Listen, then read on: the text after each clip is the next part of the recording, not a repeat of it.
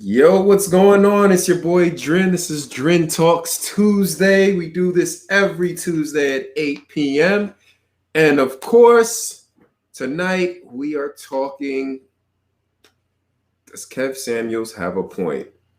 I'm here with my guest, my contributors for tonight, my commentators for tonight. You saw him last week. It's Whit Money, aka Whit Nels, aka Nelly Nels.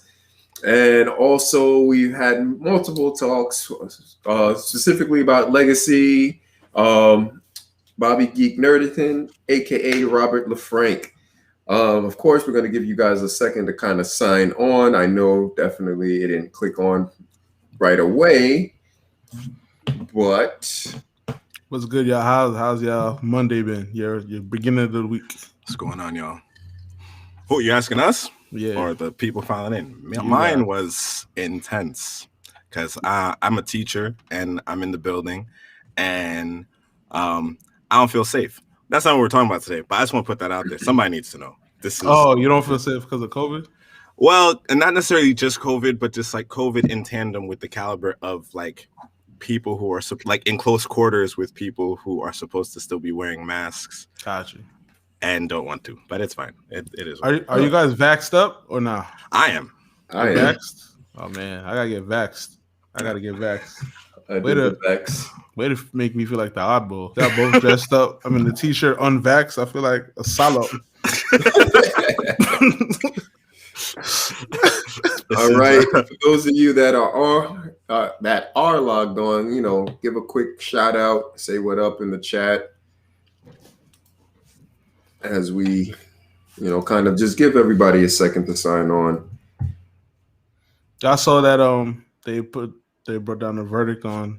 Yes. Yeah, we were going to talk about it. My fault. Oh, okay. My fault. As I guess the quote unquote opening comments. All right, fuck it. Let's start. All right. So first things first, before we even get into tonight's topic, we all know the verdict came down for the Derek Chauvin trial, and all three counts found guilty.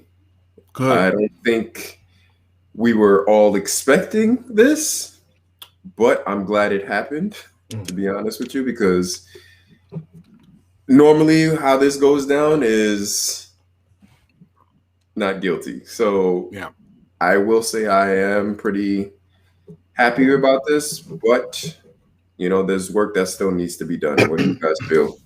Yeah, it's a first step for sure. But I'm just glad they got it right, because I feel like there would have been hell to pay if they didn't. I'll just say that much. Like, Yo, 100%. 100% they would have been hell to pay. Yeah, that's what I thought was going to be the case, to be honest with you. I was actually less than optimistic than probably most people. But it's one of those things where it's like, yeah, it's a victory, but then it also feels like, was a precedent set? Because this was like, we all witnessed it, right? Like, we all saw. That's it couldn't get any more real than this. If you don't get a guilty verdict on all three counts for something like this, with this amount of evidence, with this amount of like just in your face crime committed, then it's like, what would it take to actually get a guilty verdict? So I wonder about, I don't know if this sets a precedent for the future of situations that we see all too often, where it's like, is this going to mean, okay, the next person, next situation like this will get a guilty verdict? Because this now seems like the bar is like, yeah, you need multiple camera angles. You need to see the light leave the person. You got to see 100 people need to witness it. Like, you need to have actual written documentation. Not even 100 people, but like the world. Well, I'm talking about on the scene, and then the world saw all the footage and multiple angles, like just an egregious amount of brutality. And it's like, it's crazy that there was even a thought that there was the possibility that he wouldn't be found guilty. But then him being found guilty is like bare minimum. It's below bare minimum. It's like, would it have been drawn out this long with any other circumstance? And I think I said this on a past podcast or whatever, but it just, to me, it kind of felt like, why are we even going through this? Like, we all seen it, but then I guess the legal aspect of it is that you have to go through it. You have to repeat it. Because to me, like I watch the trial, every now and then as I, pass through the firehouse because they were watching the trial. It was very boring. It was it wasn't as interesting as, like the OJ trial or something like that. But like the reasoning why I guess they do it is because they have to make sure that they repeat it multiple times. They have to do all this just to set precedents for future. So I'm glad the verdict came as it was, because let's be honest, we all knew he was guilty. Like it is what it is. Yeah, I think what Bobby was saying about like that, I think it should set precedent. Like we're defining like, nah, this is a murder, or this is what is it, manslaughter? I think he got manslaughter. Yeah, he got murder. He got 2nd-degree murder, manslaughter, and I think 3rd-degree murder. Oh, see, that's big. Yeah, and I even heard of like the reasoning behind even giving all those charges is the reason why the DA did that is to give the jurors options, right? Because if they had just said, all right, no, 2nd-degree murder, he could have gotten off. Yeah. You know what I'm saying? But now because he gave you like, all right, if you don't think it's 2nd-degree murder, then you might be able to think it's manslaughter. If you don't think it's that, then you might be able to think it's 3rd-degree murder. Right. So I'm glad they found it on all 3 counts. So the man could be spending the rest of his natural life in jail. As he should be. So, because if it was any one of us, just, you know what I mean? Look, bro, we don't even got to talk about what they did to them 5 boys. You know what I mean? Like, yeah, he got to be out of here, no question. I'm glad the justice system didn't let us down this instance. Yeah. But like you said, yeah, just work still needs to be done. You know what I mean? Like this ain't the end. A lot more people. Pressure on their necks. Yeah. Sorry, the glasses is feeling real blurry right now. No. Wow. That's so much better. All right. So I guess let's dive in, why the people came in tonight, why they came to see. We are talking Kevin Samuels. So earlier not this week, but last week, Nels with Money, he sent me a conversation, interview on the Joe Budden podcast with Kevin Samuels. For those of you that don't know who Kevin Samuels is, he is what they call why did I forget? Image consultant. Wow, I can't remember. He's an image consultant, i.e. dating, relationship advisor, or whatever. He's not a self-proclaimed relationship advisor, but he's an image consultant. And what he's been making, I guess, like a lot of, wow, why can't I think today? He's been making a lot of waves in social media because of what he's been saying about women, in essence, right? And a lot of women feel that he might be old-fashioned or whatever.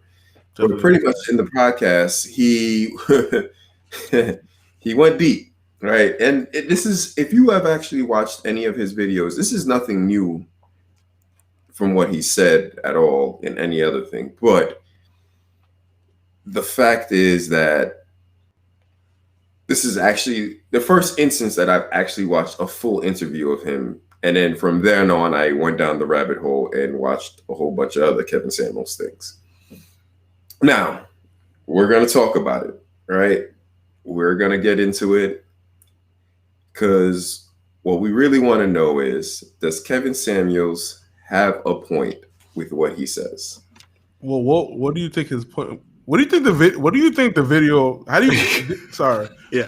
What did you think about the interview in general? Like, do you think it was a well conducted interview, or were they just geeking at him? Because the Joe Budden podcast is a men's podcast. It's not really for women. They have a large demographic, obviously, but it's just a men's podcast. So, what did you think about the interview itself? All right. So, what I thought about the interview was, I thought it was very interesting. I thought, I'm not going to hold you. I do think Kevin Samuels has a couple of solid points. Dina in the chat says summarize the podcast, I guess, if you can, for those who we're haven't. going to do that throughout the episode. Oh, okay. But I think he has a couple of solid points. I think the problem with him is, quote unquote, the delivery, right? And within the podcast, pretty much what he talks about is the dynamic between, male and females, how females are able to, in essence, get away with a lot of things. Whereas if a man did it, it would be an issue. And when he's going on his podcast and he's talking to these women, they are asking him, like, why can't I get a man that is a high earner or has a high earning potential, right? And I believe he uses the term high value man. High value man. There we go. And within that, he pretty much. Did you see somebody laugh? I heard somebody laugh. That's on my end. Okay, yeah, high value man is funny. Yeah, high value man, right? And within that, he asks these women a series of questions to kind of dig and find where their head's at, why they want one of them. From what I noticed especially in other interviews with him, he is very attentive and he listens very well. And it's not something that he's just, this is what I think, this is what it is. It's like he's asking to kind of get to gauge where your mindset is. And a lot of times when he does that, like, they'll be unsure of why they want the high value man. Or when he goes, all right, you want a high value man, what are you bringing to the table?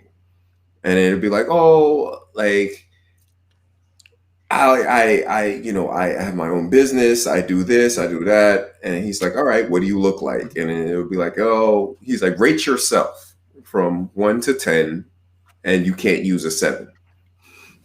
Right. And one interview I saw, she said, I rate myself without makeup or whatever. I rate myself as a 5. When I am done up, probably about a 6, 6.5. And he's like, all right. And he was like, how old are you? 35. Do you have any kids? Yes, I have a 13-year-old son. Where's the kid's father? I don't want to talk about him. You don't want to talk about him. I didn't ask you that. I asked you where the kid's father was. He's like, I don't want to talk about him. Okay, fine. So you're 35. You own your own business. You rate yourself as a 5, as 6 at best. And you have a 13-year-old son with a ain't shit father that you don't want to talk about. And you're expecting this high value man to want you to have to deal with a 13-year-old and his ain't shit dad. And he pretty much is like, you're average at best, boo. Like, that's really what it is. And so I think a lot of the problem is, I guess, because he's so real and how he projects it, people have a problem with that. Now, yes, he is kind of old-fashioned. I will give it that. But is there something to being old-fashioned? Wait, but why is that old-fashioned? That's not old-fashioned. Well, I think in context, when you hear what he's professing, because it's part of a larger thing where you can see that he's old-fashioned. But just kind of going to a point you made before about him being real. So obviously he's very direct in his delivery and he's sure of what he's saying. But I think the real thing that I would imagine people draw issue with has more to do with his terms and generalization. He oftentimes, if you watch his stuff, he very often says, that's the problem with you black women. Black women need to understand X. Black women can't understand. And this is what's messed up with all of you black. So the generalizations. One thing he said in the podcast that stuck with me, but I think that it was kind of an oversimplification because he didn't hark on what I just said, he made a point about how his realness or directness, if it were in another race, a person of another race, specifically a white man, were saying things with the same tone and the same delivery, they'd be celebrated. He cited Simon Cowell, if you remember. Simon Cowell was one of the judges. I saw that one. And Gordon Ramsay from Hell's Kitchen, who these are two men who are very much celebrated for how brash they are. And you know, Gordon Ramsay will call you an effing donkey if you didn't cook something correctly, and Simon Cowell will destroy your dreams of becoming a singer by telling you your voice sounds like broken glass or nails on a chalkboard. But what I've noticed about those two, and it's not that I consume so much of their content, but they don't generalize a specific group when doing that. I'm pretty sure if Simon Cowell or Gordon Ramsay said to any of the groups the same type of criticisms, but if they said something along the lines of, and that's the problem with you Irish, or that's the problem with you Italians when it comes to cooking, you do all and it's like that changes the narrative. Those generalizations now put you in a place where it's like you've now attacked everybody. Even if they're vibing with what you're saying, you've made it a group, and people don't like that. And he fought, and he does like a lot of like numbers, do your research, and it's just like when you're arguing with somebody that's not prepared for your narrative or agenda because he's pushing his own agenda. Correct. Like that's the thing I noticed that I didn't like. I hate when people want to push their own agenda, because it doesn't matter what I say to you. You're just going to use whatever I say to justify whatever you want to say. That's that cognitive dissonance. Yeah. So it's like he uses a whole bunch of stats and facts that he found that we don't know is relative or not relative. They can just be numbers. But you're talking to somebody looking for you for advice, and then they're supposed to just take what you say because you said 40% of black women are black. Like, what, bro? Like, what? I don't understand. Well, one of the statistics he mentions is that 10% of men make over $100,000.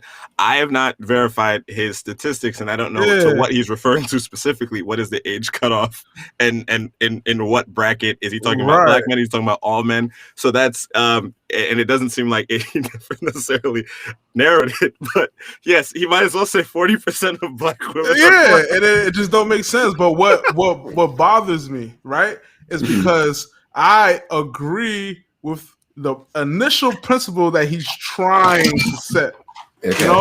Like if women can say that they don't want no short, broke dude that's bald or whatever, men should be able to say the same thing, right?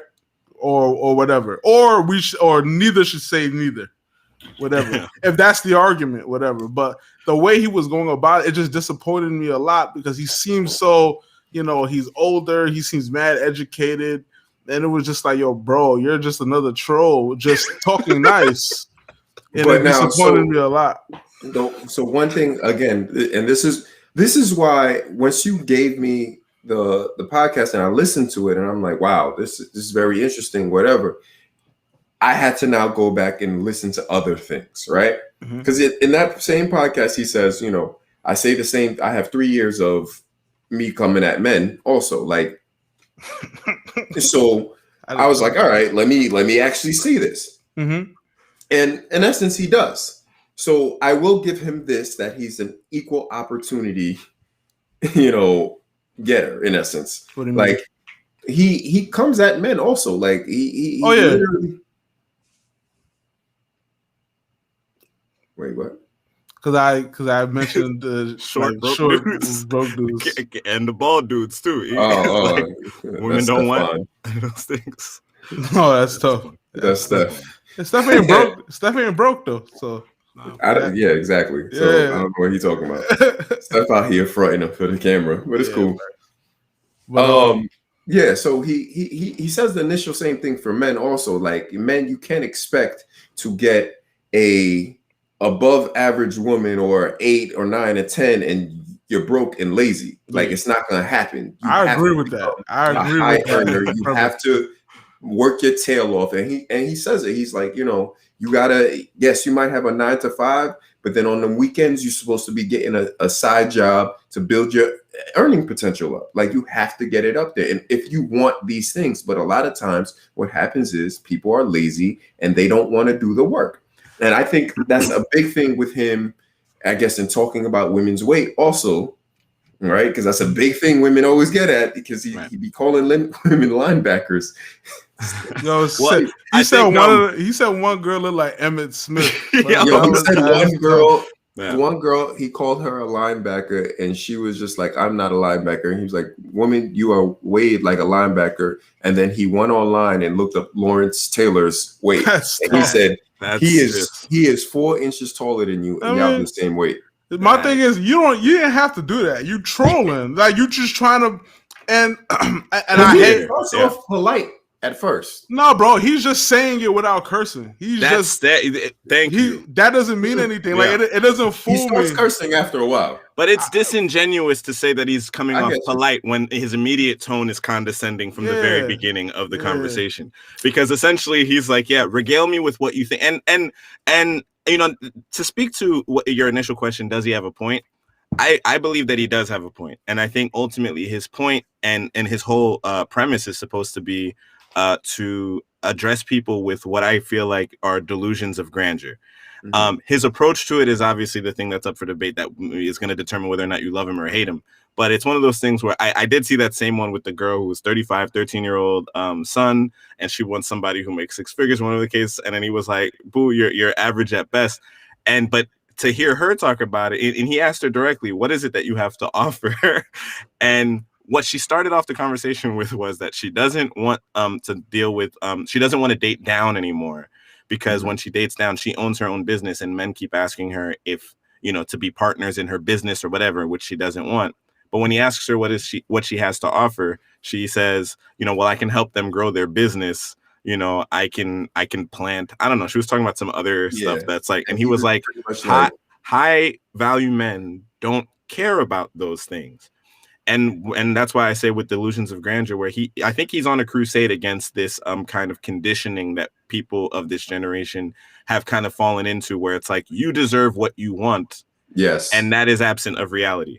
I agree with that. Like, wholeheartedly. Yeah. I'll be scrolling through Instagram, and I'll be seeing people talk about, like, if you care about her, cash app her $500.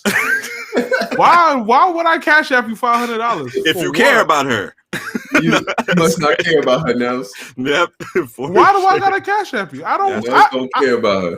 I don't cash get app it. Me. But like, this is literally a culture. Like, this is literally happening like today. Yeah. You know what I mean? Like, what did the kid call it? A simp? Or something? Yeah, you're a simp. Bro, what if Charlie grows up and to date a girl, he gotta be like, yo, dad, can I get $200 so I can't take this? I'll be like, you're bugging. Yeah. Bro, but that's what it is now. That's what everybody's doing now. Nah, you're bugging. Yeah, but that's what. This is why I say there's some value into his old school mind thinking. Right? Okay. Not to say that I don't agree that, like, women must be these submissive over, like, oh yes, master. Nah. I'm not looking for that. Well, let's discuss that for a second, because he made a point in the podcast where he mentioned how there's so many negative connotations associated with the term submissive. So even the comparison you just made, where it's like you say submissive and now it's like immediately associated with like slavery or something like that. Where I think as he goes further, and in the conversation with Joe Budden seemed very constructive, where submissive is supposed to be more associated with you know, allowing someone to take the lead. And in some of his other episodes, where it's like he'll ask a woman, you know, so who's supposed to lead? And it's like we both lead. And that's just not nature. That's not how, like, it's not two leaders. That's not what leading is. That's not what leading is. If you want to lead, you want to lead. But he said in the Joe Budden podcast, he's like, the difference between men and women, here's what it is. Watch Bear Grylls, Survival or whatever. They drop women and men on an island. One side had only men, one side had only women. By week 5, the men damn near created the internet, and they had a system where there was a leader. You know, everybody had their job roles, whereas week 5, the women are still trying to lead by committee. Mm-hmm. So it's like who's gonna be who's the direct leader? Yeah. See, but with things like that too, and he was saying a lot of things like that, I don't necessarily agree with today's men too, because he brought up a fire point, man, about how the men today may not be like the men today are being raised by women. Yeah, by women that and not the men or whatever. So it's just like men today probably like are lacking that kind of. But now think about it this way. He also said men today are being raised by the women, and the women that are complaining to him on the show are in essence raising the men that they complain about. Facts. Yeah. But so do we not agree with that premise? I think there's something there, bro. I ain't gonna. After I saw the whole thing, I had a conversation with my mom. It blew my mind. Ever since then, I've been like so. You know what I mean? I've been trying to. I go to the gym. It's 7 in the morning, right? And you know, I be coming home tired. My mom like, yo, take a day off. And before I used to be like, yeah, my mom's the only one that care. Like she don't want to see me struggle. But then after that podcast, I was just like, yo, why are you being so soft? Stop being soft on me. That's not. Stop. But so now that's also different interactions between men and women, right? Because think about it in this context of raising a child, right? If you have a boy, you're raising a boy, your significant other might just be soft on that boy. Women for the most part, right? Not to say that it's always like this. But women for the most part are the nurturers. That is their job, to nurture, right? So they're going to be the more caring. Of course, they carried the child for 10 months. Like you have a bond with that child. Right. Whereas the father, for the most part, is supposed to prepare that child for the real world. Right. There's going to be certain things that I'm not going to do. I have to prepare that child, that boy, for the real world. So yeah, there's going to be certain things that I'm going to do with that child as far as discipline or whatever that mom's not going to agree with. Well, but there's also the issue of two things going on simultaneously. And that is the boys are being raised in a more soft approach, but then the girls are being raised to fend for themselves. The girls are getting discussions about do not rely on a man. Don't this, don't that. So when girls, when they tend to grow up with that mindset, and he makes the point in the podcast regarding this celebration of independent women and powerful women. There's kind of this fractured mentality that exists where it's like you have to be independent, you have to be strong, you have to be able to do this and that on your own. But then there's also this expectation of what kind of man you're supposed to be with, who is the kind of man who's supposed to be able to take care of you, this, that, and the third. Yep. So it's like the issue is now you're raising women who are not necessarily in a position to allow a man to take care of them if they are in that position. And then you're raising less men who are in a position to take care of women because of how soft you're raising your boys. So like it's a war on all fronts. It's very unfortunate. And it's and me, when I heard that and I thought about it, I'm just like, it has to be, or we have to take or acknowledge the accountability of men not being present. So what bugs me about him is like you talking to women all crazy when it's just like, yo, bro, it's not totally their fault that they gotta do this by themselves, raise this man that's less for their daughters, but then our fathers and our grandfathers or whatever was doing whatever and whoever and wasn't there and couldn't keep a home together and whatever like that. On the podcast, he didn't talk about that nearly enough. And that's why his whole thing or the interview just came off as trolling to me, because it's just like when you know those facts, even though what you're saying isn't totally false, but being a person that grew up with a single mom. Yeah, it's you should know not that you should have better insight, especially being that the knowledge that you have. The only thing I will say with him is it's a little biased, right? Because like I said, he was a person that grew up with a single mom, but he also himself said, yes, I grew up with a single mom, but when I grew up also, I had black teachers. I had black men around me. That's another thing I didn't notice. That's tough. To kind of rear me. So I always had, like, my principal was black. I always had men in positions of leadership and power to kind of shape me and grow. Like, if I was ever doing something, they would redirect me and correct me. How many black male teachers you had, Andy? I can't zero. It's zero. The only person, Mr. Woodbury. Mr. Woodbury's the only black. Exactly. That was it. That's tough. He said that to me, and I'm like, damn, that's tough. I mean, bro, luckily we grew up where, you know, we had our dads and we went to church, so we had like male figures around and all that stuff. Conversation with Steven yesterday, and I was like, yo, it's crazy because we were also talking about this whole situation with Kevin Samuels and stuff like that. But I'm like, you know what? We are very fortunate. And then the thing that I said at, you know, my godfather's 60th birthday is very true. I'm like, you know, my godfather meant a lot to me because, you know, I pretty much break that preference of my godfather meant a lot to me because when my dad wasn't there, he stepped up. And I thank my parents for putting me in, you know, having the group of friends that they had because everybody was there. I never felt yes, of course, I felt that lack of my father not being there, but I never felt a lack of men not being there because I knew if anything was wrong, Whitnell's dad was there. If anything was wrong, my godfather was there. If anything was wrong, Christian Five's dad was there. Like there was always a group of men. Gary was there. There was always a group of men around that will share. And if I was ever in a bind or something needed to be corrected, they correct me right then and there.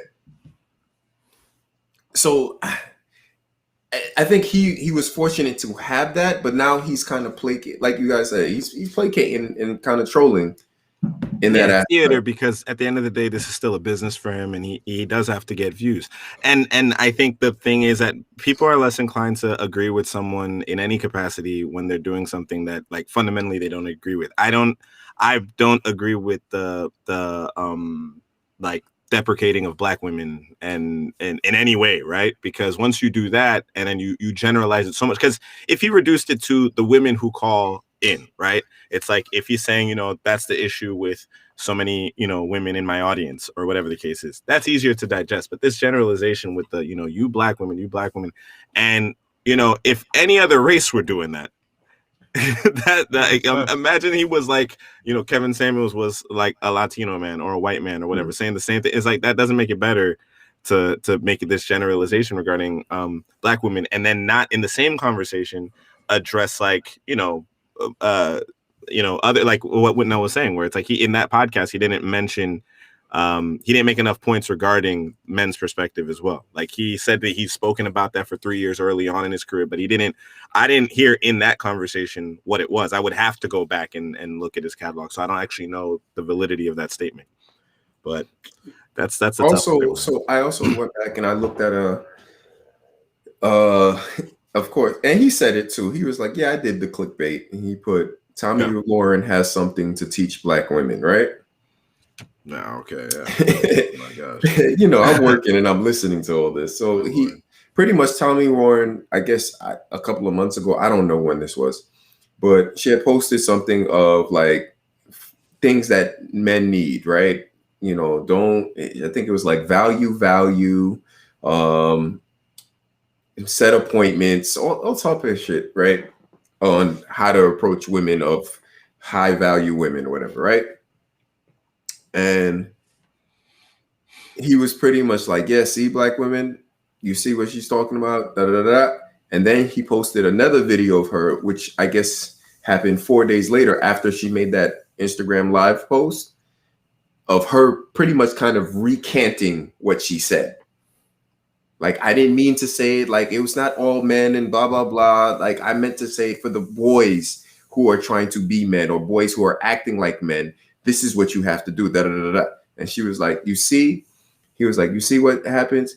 Like, I guess he had a colorism podcast earlier before that. And he was saying like how people, it's not about what color you are.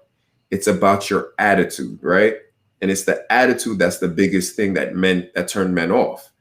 It has nothing to do with whether you're black, white, because he was like, you see, this white woman came up with a full-on attitude, and then all of a sudden they drug her through the mud, and now she's recanting a lot of her shit. But do you agree with that? You agree with that statement? Do you what? That is his attitude? That black men don't like the attitude. You think that's true? That black men don't like attitude? Or that I don't think men like attitude, to be honest. I don't think that's true, bro. I mean, I get it, like it can be annoying, but there's guy if there's a girl that has zero attitude, a guy's not gonna choose her. I know no, guys. So all right, let's qualify what's attitude. She got a little spice, we all know what black girls do, you know what I mean? She got a little edge to her, like she's just not gonna, Okay, so again, all right. I don't know. a little spice. Just a little. There's spice and there's attitude. So by attitude, what are we talking about, right? No, seriously. So okay, well, like if we use qualifiers, right, we could talk about, attitude is a negative thing in terms of like, obviously, it's usually depicted as disrespectful. It's usually condescending. It's usually uncooperative, and it's usually it saps joy. What's a joy kill, right? So now let me ask you this: if a woman's talking to you, right, and all of a sudden she's talking to you straight, direct, right, not giving a shit about feelings, nothing. She's just hitting you directly straight, like, yo, Nels, I don't like that beard. You gotta shave that beard right now. Are you tolerating it? Are you good with that? I don't care how she told me. I'm just not shaving my beard. I mean, yeah. Are we talking about how we feel about the fact that she said it, or what our responses going to be? Okay, put it this way: if a woman talks to you, how Kevin Samuels talks to these women, are you tolerating it? Nah, she can't disrespect. Yeah. That's attitude. No, yeah, okay. He's got and that's just the company you keep, because that's with men or women. I thought the point we were talking about before regarding what he was saying, where it's not about like color, it's about your attitude. I think that negates the idea that people automatically assume and associate an attitude with black women. So you don't necessarily have to have an attitude, because obviously Tomi Lahren had to display her attitude for them to drag this white woman. Yeah. But you can look at a black woman. Oftentimes, I saw this thing on Instagram not too long ago where they automatically assume a black woman. They automatically assume this girl was asking these guys, these young these boys, about, okay, which do they prefer? Do they prefer black girls or white girls? And then the guys, a lot of them were saying white girls. And then when they asked them why, because obviously you can live in a day and age, you could prefer whatever you prefer. But when they asked them why, they were saying like, because black girls got an attitude, like white girls, I don't know, they just softer. Bro, those are softer kids in high school. But no, because grown ass men say the same thing. They say the same thing. That's not true though. I'm not going to say grown ass men. Grown ass males say the same thing. There's a lot of conditioning for that, and I'm not saying that's the vast majority. I'm simply saying if you get some insight as to the whys, because them saying that, I mean, it is what it is. That can change over time, but their answer for why is based off of their perception, because it's not because they're saying that they're physically more attractive. They're referring to this idea that black women are more. Have more attitude, or angrier, or have an issue, and you're immediately associating that simply by their race. And this is young black kids that they're talking to. Where do you get that idea from? So Kevin Samuels making that point where it's like, it's not about your race, it's not about your color, it's about your attitude. What does it say if they associate an attitude with you before you've even had an opportunity to demonstrate? I mean, that's just how it's been like pushed on us, all the movies and shows and everything. He doesn't account for that. He doesn't account for the conditioning. A lot of people are, and but I'm not saying it's true or false, like, because it doesn't. I just think the statement that guys don't want women with attitude, so that's why they prefer white women. I don't think that statement is a true statement, like, because you how do I say this? I just know plenty. I know plenty of men, my friends. They have girlfriends and wives that they fall under. They fall under, like, under what? Like, they can have an attitude. potentially. Whenever so stop laughing at me. I'm sorry, I love how you try to qualify it. This guy walking on eggshells to be like, because they don't, eyes. but they should. I don't think they shouldn't. Like if somebody, bro, if somebody approaches my sister crazy, talk to them crazy, and if they talk to you crazy back, I'm on the way with 50 deep. Anybody can have an attitude. That's the thing. Yeah, you know what I mean? Like I don't care if I had a girl and she had an attitude with me because of whatever. It's just like whatever. I'm a grown man. Your attitude not gonna do nothing to me. You know what I'm saying? But all things being equal, I think that when people are like actually genuinely, when someone is trying to describe someone as having a bad attitude, I think there's a couple of factors of why that would be a description as opposed to like instances where it's warranted. I think it's something like someone who is consistently negative, consistently hard to work with. Yeah. I mean, even outside of a relationship standpoint, you might have worked with somebody who has an attitude. And then if you are now put on a project with this person who is described as having an attitude, you're not going to want to work with this person because you know it's going to be a bad time. It's going to be a drag. So is that what you think that's what he's labeling all black women? Is that what it is? Like that level of attitude? I don't know if he's labeling all black women as that, but I think he's saying that he's made points where it's like black women, again, with the generalization, think that they can have that kind of attitude or that kind of demeanor as being someone who is uncooperative, can't be worked with, and still expect to find somebody that they want in the same way. So I don't think it's necessarily saying they have to be totally docile. It's saying that they can have that attitude and still expect somebody that they want in the same way, and that person not be able to buck back. Also. Mind you, that attitude is their personality. And I think that's how he's talking about. Well, I mean, so I feel like that's just all black women are not like that. But no, they're not. Point. Yeah, so no, like, not at all. You're just retarded for saying that. Maybe exactly. And a lot of people, and with people like him who profess these things online, a lot of people continue to assume these things of black women. And I think, what was it? Dina put in the chat, the angry black woman stereotype, that there's also the stereotype of the angry black man. So, you know, these things, I don't think those things necessarily help the conversation because of his generalizations. I do think he has a responsibility to frame his wording a little differently, considering he has his platform. But, I mean, who am I to say anything? I don't know. Listen, man, I love black women. Go black women. Black women. Yes, black are lit. No matter what. My mom's black. Now, what do you think? Black. What do you think to the point where he says, you know, black women often complain that black men don't want to date black men? I mean, excuse me. Well, black men don't want to date black women because of that. Oh, they say the attitude and stuff like that. Yeah, I don't agree with that. I think that's false. Like, bro, he also disagrees with that too. Mm-hmm. Oh, okay. Yeah, where he like, I don't. Again, we're not qualifying his statistics, but he brought up his statistics that most black men want to date a black woman, but black women don't want them. I don't know. I'm not saying one way or the other, but I don't know if there are studies on that type of thing, because I do feel like, especially in today's society, there is a celebration of interracial relationships, especially in media, as you'll see. If you refer to people, and I know he's not really speaking about this demographic, but if you look at entertainers, for example, which for a lot of our black youth are the pinnacle of success, you'll see that a lot of athletes and a lot of musicians are in interracial relationships. They get white women. I remember looking at, you guys know, like the richest black man in the world, a billionaire. I forgot his name at the moment, but he was with a black woman initially. And now I think, they got divorced and he's with a Playboy bunny, a white woman.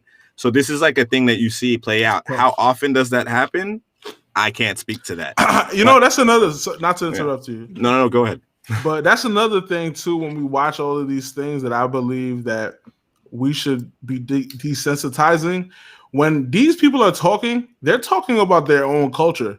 We're not a part of we're not a part of Kevin Samuels and Joe Budden and whoever. We're not part of. They are rich and they have a different aspect to life than we do. Mm-hmm. But I feel like so many people just watch them and they talk like as if they're talking to them, where like we can't relate. Like, you know what I mean? Like Kevin Samuels isn't even speaking his whole thing is he deals in men who make over $100,000 and well over $100,000. That's the whole basis and premise of what he's approaching when talking to these women who are saying, I want a man like that. And I think in some of his things, he's basically like, what's wrong with the men that you do qualify for, which are the men who make less than $100,000. But that goes to show, like, yeah, that goes. I feel like that's just a testament to like the kind of society or world that we are now in, especially with the social media. Yeah, I know. Says that too. Yeah, it's not. He's not. I don't disagree with everything he's saying. I think he's just a troll, and I'm disappointed because he had good things that like I want that I'd be like, yeah, bro, we speak up. But then when you just, you give room for people to when you have stones in your or cracks in your thing, it's just like, damn, you're gonna get torn down eventually. And then now we don't got nothing. I mean, you gotta be perfect to be whatever. Like, to not perfect, but I'm just saying, like, I pick apart the faults and you gotta work on the faults so you can make your point, drive any kind of point home. So those are his faults. It's not like I don't like him, even though it's like I think he's a little bit of a troll and I don't like that. Mm-hmm. But his points and like where he's coming from and what he wants to do for the betterment of relationships for people as a whole, I totally agree with. I totally believe that we all should stop looking to Instagram, of course, for a relationship. We know social media is just not fake. Real. Yeah, it's just fake. Like, I think I was watching something the other day. It might have been the Joe Budden podcast again, but I was watching something again, and they were talking about no, it wasn't Joe. Oh no, it was Kadeem and DeVal and the Kadeem, whatever. Dead ass podcast. Yeah, they were talking about how like nowadays if you're gonna propose to your girl, it has to be like a big spectacle on Instagram because that's what the culture is. But 10 years ago, you could have just did something nice for your girl and she would have been amazed by it or whatever the case is. But now it's going to hold back a relationship because now you got to save up a little bit more for it and all this stuff just to please and have fun on something that is just artificial. And that's just the world we live in. And I mean, we're older and we're the last of the generation to come from before that. You know what I'm saying? Like the generation right after us is just deep in social media. Like I know people that just only date on social media. And I think they're like 4 years younger than me. And my son living his best life too. Like living his best life. But it's only from people that he met on social media. It's different from how when we were 27 and 25 and we was at the club every night. Like think about how many people go to the club like Thursday, Friday, Saturday. That's not even a thing anymore. We just live in a different time. From like Monday to you know what I'm saying? It's just we're just in a way different time. Everybody wants to go away and be going to vacation as like a second date. Like this shit is wild. Like it's the wild west. You can't adjust expectations according to that because it's just outlandish. It's insane. Like a second date and you're going on a vacation. That is, I mean, if that's the new standard, I don't know. I don't relate. I don't know. It's just I don't relate. And I can't. I gotta stick to my old head. Like, nah, that's trash. I gotta be an old head, an old Haitian. Like, nah, that's not it. Sharissa said in the chat, I was watching a show and this young couple planning for their wedding only wanted to pick backdrops / good shots that were going to be good for the gram. So when they were planning their wedding, they were looking to see how photogenic it would be for Instagram. Like that was the factor for determining what their wedding was going to look like. Right. That's insane. That's also a good point by Dina. What Dina just said. Yeah, it's also disappointing in which a culture to watch another black man drag out black queens. Absolutely. And even if he frames it under the idea of constructive criticism to help them to unless I got the comments on the bottom, you lit. Yeah. I just beat that. My fault, bro. You lit. I'm trying. But yeah, it is disappointing. I'm happy you used that word, Whitnell, about how disappointing it was to see him doing that, and Dina said the same thing, because it's at the end of the day, no matter how many good points you're making, with that lens, it's hard for anybody to just come out and be like, I agree. Even though that one guy on Joe Budden's podcast was on him, like, yes, this man. But that's why I wanted to ask about how y'all thought about the interview. I tell you, bro, I love the Joe Budden podcast, bro. Joe Budden is like one of my favorite entertainers. When I tell you, I was just like, damn, bro, you were on this dude's meat like he was your crush. All of them was just sitting there, just like, drooling. It was yo, crazy. bro. Nobody could stand up to him. Like that was a trash interview, and he thought it was good. I think had the most like instances where he was trying to be more objective, but then the other guy was there. Kind of what he's saying, it's like he so agrees with this guy. He was hanging on every word he said. Yeah, bro. And there's no way to look at that and not see like, wow, this guy looked like he must have been hurt by some lady in a past. It's because he's older. He's the same. He's almost like they're the same age. Yeah. So he's older and he subscribes. You know, like older dudes. Oh, Teresa said that one guy tried, the bald guy with the glasses who was sitting up on the stool. Yeah. He tried to say something. He was the most that was really going like, I have to push back on that. He was the most person that said that. They're always just standing quiet. I know Parks.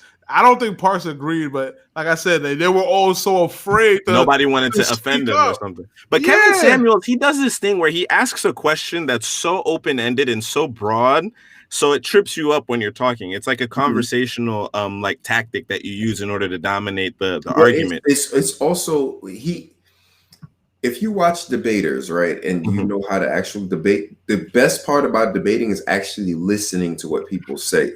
Right. So because he sits there, if you really watch his body language and he listens attentively. So at that point, he picks apart everything that you're about to say, and then he has his own research data, whatever. But he sets you up for that, and then see that's the difference between a debate and a conversation, because it seems like his intention is to win the conversation, making it a debate. Because when you ask somebody something like, and I'm not even talking about the women, I was talking about like, you know, the guy who was basically making points like pushing back on it a bit. He had when he said, you know, but there's women out there who do what they got to do in order to provide for their families, and it was like, okay, where do they get that from? Where do First of all, what are you asking? Where do they get their money from? Where do they get the mentality from? Where do they get the drive from? I don't know what you're asking me right now. And then the guy is tripped up. He's like, well, you know, they do what they got to do. They get it from a man because the government is a man. And I'm like, oh, bro, you sound crazy, bro. Like, come on. That has nothing to do with nothing. With that point, though, because it was kind of confusing because what he was trying to say is like, okay, fine. If it's not a man providing it for it, then at that point, you're going off government assistance. But in the same concept, like, even if where's that man getting the money from? He has to go to work from somebody else. Whether he owns his own business or he works for somebody. If he works for somebody, he's technically getting it from another man. In a sense, I don't, because I was like, is he trying to make a point that like men are out here hunting and foraging for food? No. He was trying to say he was talking to the point about like the women that say that they don't need a man because. Like him saying that women are out here getting it suggests that they're getting it and they're independent and they don't need men, like those type of women. Right. But it's just like now you're like boxing women in. Right. Like no, there is a group of women that do feel like they don't need men, and I understand that. But women in general, hate that messaging though. But I hate that messaging. But go ahead. What messaging? I'm sorry. Yeah, I don't need a man. Oh, like when women say it. Yeah. I understand you don't need a man, but go ahead. Right. But as a general to say, women are not getting it, they're not killing it in business or whatever, and they just want to damn, it's supposed to be 9. They want somebody to just keep up, and that's irrational for them. Like, no, that's not irrational. Yeah. You know, they are getting it. And for him to say, but you still need a man, just to drive that point to dismiss the fact that they're getting it, it's trash. You know what I mean? Like I saw right through that. Right through that. Yeah. No, but I think the messaging regarding like women saying that they don't need a man, you also got to go back to the conditioning. Give me one quick second. Oh, no doubt. But you got to go back to the conditioning that I mentioned earlier, which is that this idea of independence, so that you are not considered. You know, like a lot of women I've witnessed, like their mothers or grandmothers who literally needed a man. Like if the husband died, they didn't even know what their bank account was. They didn't know anything. It was the provider. That's what it was. It was the sole provider as well. They didn't even have a mind for what their financial, future looked like. They didn't know what the books were. And there's still people like that in that position today. And I think that a lot of women who might have witnessed that are like, well, I don't want to be in that position. Why should I be dependent on a man for my survival? And also, at the opportunities at that time was women. There wasn't many opportunities for women, whereas now the other part. Women are high earners, women are working, women are educated. They can do their own thing, so they don't, in essence, need a man to take care of them. Right. But the messaging that I don't like is like, I don't need a man. Fine. Yes. Cool. Yeah. I believe you don't. Yes, you don't need a man to take care of you. I 100% agree with that. You should know how to take care of yourself. Right. By all means. But in the same thing, when you want a relationship, in essence, you need a help me. You need a man. You need somebody there, whether it be for emotional purposes or whatever. But it's not that you need somebody to take care of you. Yeah. By all means, if you want companionship, you shouldn't say I don't need a man, because then you would need a man for that companionship. I mean, period. Yeah. I mean, unless of course, today's day and age, we are, Yeah. Well, if you like women, fine. That's what you like. But you're not going to say I don't need a woman. You're going to say for companionship, you need another person. Yeah. And for another person, you need, like, you can't say I don't need another person, essentially, right? And that's that's something that I think a lot of the women who do call in, because as much as we can talk about his flaws and pitfalls with him, a lot of the people who do call him are a little nuts. And just a little bit. If not nuts enough to even call this man in the first place. Because if you watch his show, why are you calling him? He's about to embarrass you on screen. And what's crazy part? Steven was like, sometimes I think this shit is fake, because I don't get it. It is fake. It is fake, though. It is fake. It's like, why are these girls calling to get yelled at or disrespected? It's crazy. It is. It's 1,000% fake. I don't. And how could you have a consistent series of this where your advice seems to be pretty straightforward from the beginning? It's very simple. So if you're over 30 or 35, why would you call this man? He's pretty much told you what the rules are at this point, because his idea is high earners or high value men do not want women over a certain age, do not want women who earn a lot of money, and also don't want women with kids. They want women who are agreeable, usually young, and can, I guess, bear them children, have childbearing hips. I don't know. There's something like that. And pretty much. If not, you would have to be an 8 or above in looks and have no children. And every one of them, and that's why I say all of them are a little nuts, and there's delusions of grandeur, because, and Teresa said it in the chat, everyone feels like they are the exception. So that's why they rate themselves a bit higher. And, not to judge people, but, objectively, there are traditional standards of beauty. And beauty is subjective, obviously. His standard is off. I think, to me, because he said that he rates Beyonce as an 8, Kelly Rowland as a 9. No, it wasn't an 8. Yes, Beyonce was 8. And Rihanna is a 10. He said Rihanna? He said Rihanna's a 10. Rihanna's a 12. Rihanna's definitely a 10. But you believe that, or you guys find that order consistent? Yes. Rihanna's 10. Yes. If Halle Berry's a 10, that makes sense to me. Yeah, Beyonce could be an 8. Like, I guess. I'm not even talking about. I would put. Oh my gosh! Gina said, "How dare he?"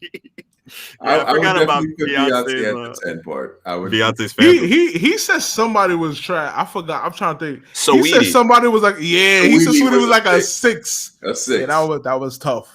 That's crazy. Did he say? No, he said she. Didn't he say she was a 3? No. He said it was 6. Oh, he said he was. She was a cool. Go ahead. I think he said like Saweetie was a 6 at best or some shit like that. Nah, he said she was a 6 that can get to an 8 or something like that. Yeah, some shit like that. Like, I felt like it was lower. I really felt like he rated her lower. There was a lot of outrage, because if she's a 6 and Beyonce's an 8, why are they so mad? Because I really feel like they're both 10s. Like, you know what I mean? Oh, okay. I don't know about respect.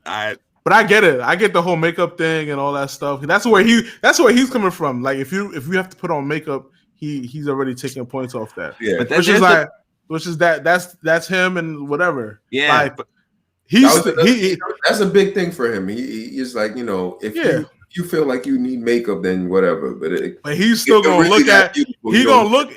But that assumes a lot, right? Because it's like, okay, because a lot of guys, and I know a lot of guys personally who say they don't want girls with makeup, but then it's like they'll point to girls on Instagram who just have very well done makeup. The look is just to look natural. The guys mean they don't want a girl to look like Ringling Brothers, Barnum and Bailey, you know, like they don't want that all that clown whatever extra thing. But that's also the stupidity of gentlemen too. The stupidity of guys where they think that girls who have that natural look on Instagram or whatever don't have makeup on. Like it is Yeah. what like, yo, some people be like, yo, I only want a girl that don't wear no makeup. And then, like you said, you see the pictures that they look at and like, look, she don't got no makeup. And you'll look at it.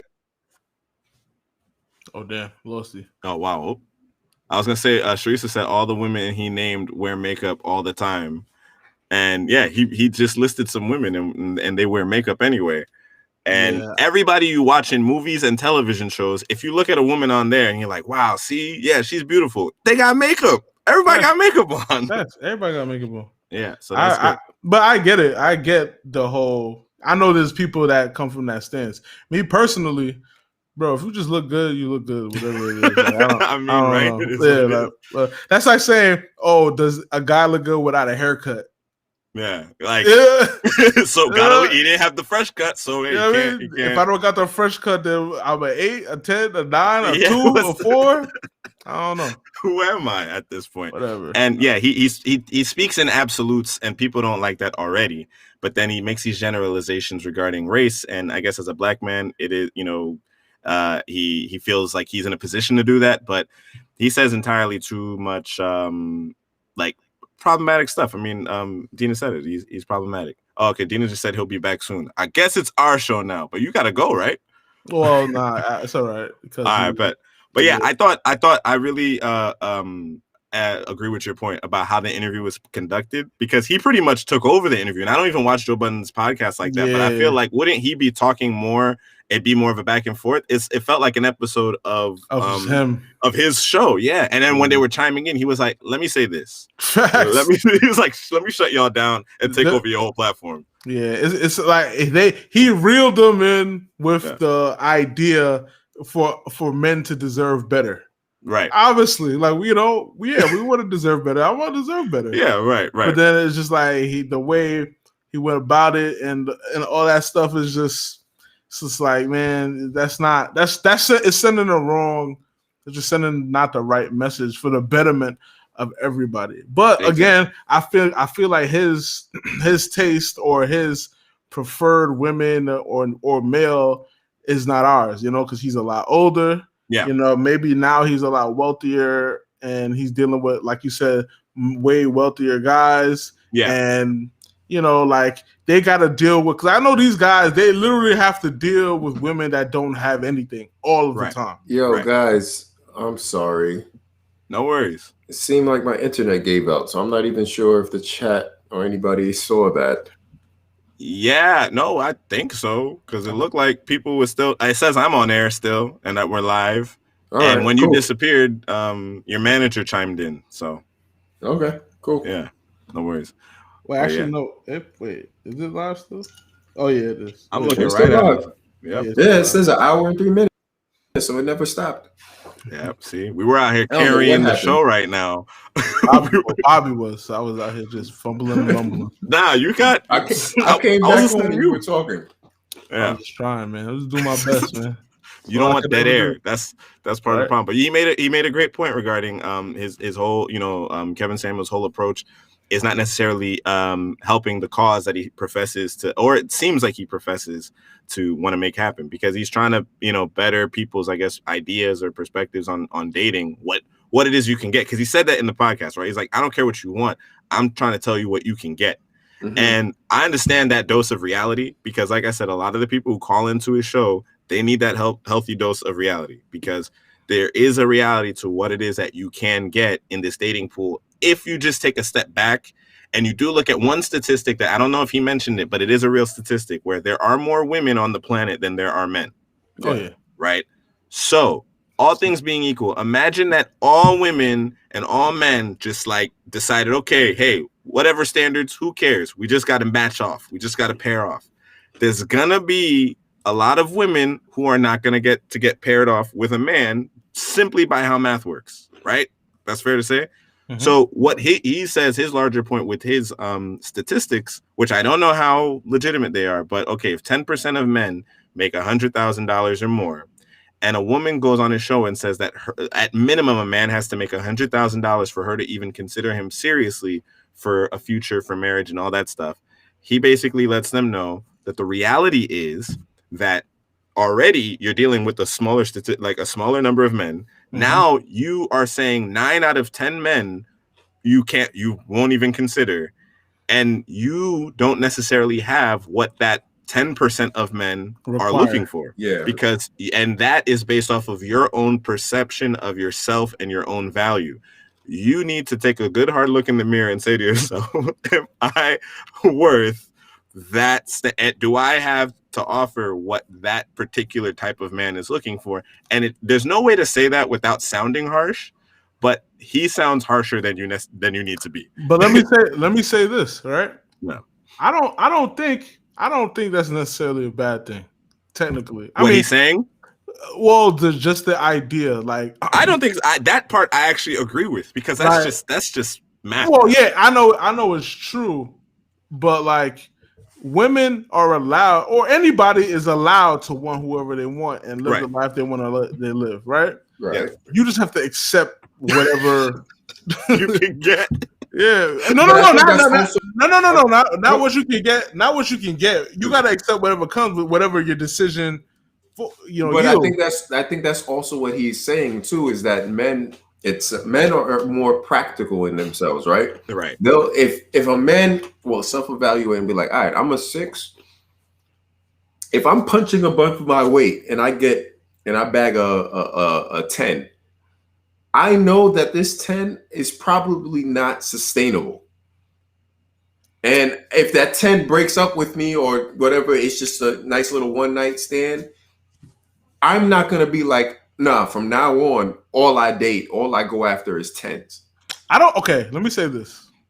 I don't think that men subscribe to that rating system of themselves per se. I just don't think it works the same.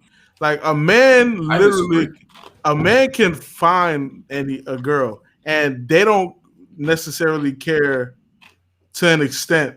Like, okay, let's just say having sex, right?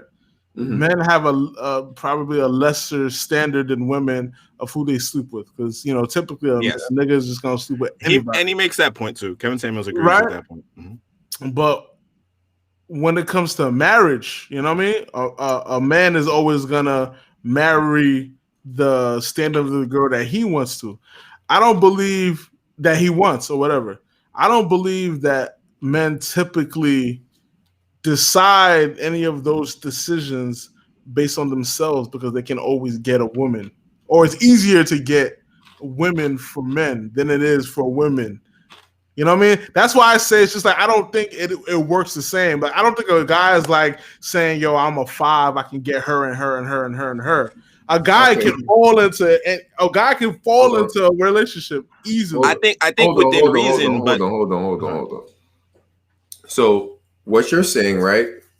Rebecca believe, right? Men can find women, find anyone, right? Right. It's women that have a hard time finding. Harder time finding.